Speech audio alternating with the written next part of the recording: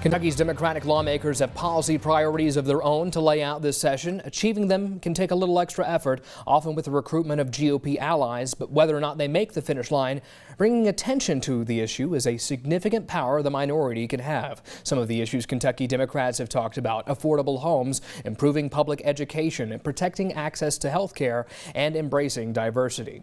On Wednesday, Governor Andy Beshear will deliver his budget and State of the Commonwealth address, laying out some of the priorities the Democratic executive is hoping for in this year's session. I think what you'll see is a budget that both pushes back on some of what the federal government is doing that makes life harder for our families, tariffs making everything more expensive, the big ugly bill about to decimate rural health care and many rural economies. Instead of harming people, you're going to see our budget helping our Kentucky families. House Democrats have traditionally carried Governor Beshear's budget bill. So Representative Watkins, aside from the governor's proposals there, we heard some of the things that Democrats will be focusing on. And last block, expand on those a bit for me. And ultimately, how do you hope to get those a little bit further along in the process? Well, I think anything that we want to see happen is going to take a bit of give and take. But if I could go back to housing for an example, I know we talked a lot about creating more affordable options for folks. One of the things that's oftentimes not talked about enough is affordability for renters. And so there are some bipartisan opportunities to create more opportunities for renters to have accessible housing, and then do something about evictions and such. That's going to be interesting. On the healthcare side, really figuring out where we can find common ground on some of those Medicaid cuts that come down from the federal level.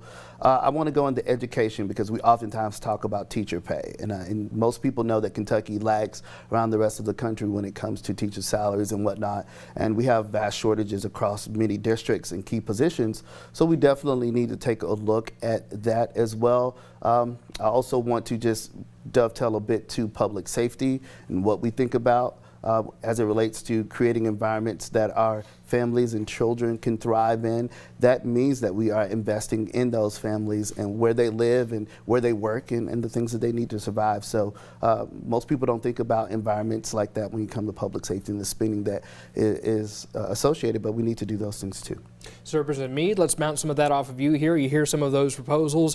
Where might Republicans find some common ground with the Democrats on some of these things they're hoping for? Well, I think what you will see is many times when you hear these issues that we all agree on what the issue is and where we need to go. It's sometimes how we get there. And so that's where you find the differences is in the process of how we get to the solution that we need. So I would say that it all sounds good. It's all stuff that we would agree with, that we need to work on and we need to try to fix. It's just how do we get there. And so I think what we would do is we would wait to see the proposal and see what common ground we could find in those. To bring it back to you here, Representative Watkins, there are going to be some issues where there's just simply not going to be common ground. There's not going to be any momentum behind them.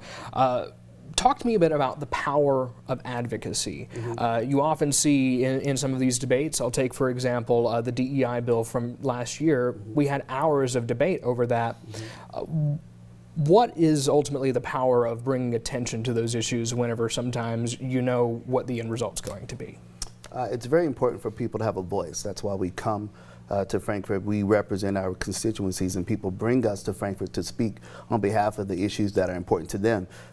Issues like diversity, equity, inclusion, issues like reproductive care, responsible gun safety. Those are things that, while they may cause us to joust a bit, but they are discussions that have to be had. And I'm a big fan of disagreeing without being disagreeable. And I think there's a way to do that without sacrificing your convictions and whatnot. And most of my colleagues have known that I will stand up and speak to what I think my constituents want to hear in no uncertain terms about what that means. I think, for example, on the post-secondary diversity, equity, inclusion, House Bill 5, I think we got that wrong. I think if we start to move forward in that in K through 12, I think that would be a wrong move as well. But it's all about how do you come to the table, acknowledging those differences, being honest about what they are, and then figuring out how you move towards some sort of commonality. That's what I think. We got about 30 seconds left here. I want to briefly mention childcare, but I know we don't have very much time to get into it. You mentioned this may be one thing that Republicans will at least look into in this next session. The governor's been pushing for universal pre-K. Is there any sort of common ground that either of y'all can meet on this particular issue? On the child care issue, I think there's a possibility. We continue to hear that that's the biggest issue that holds folks back from going back into the employment field. However, pre-K for all has its own issues, and the data there just simply does not line up as the governor's saying it right now, so I don't know that there's much common ground on it just yet. Quick last word before we move on. I think on the child care issue, we all know that child care is extremely unaffordable for a lot of Kentuckians. I think we can move to some commonality on making accessible child care options possible for more people. And as it relates to pre-K for all, I think we need to keep talking.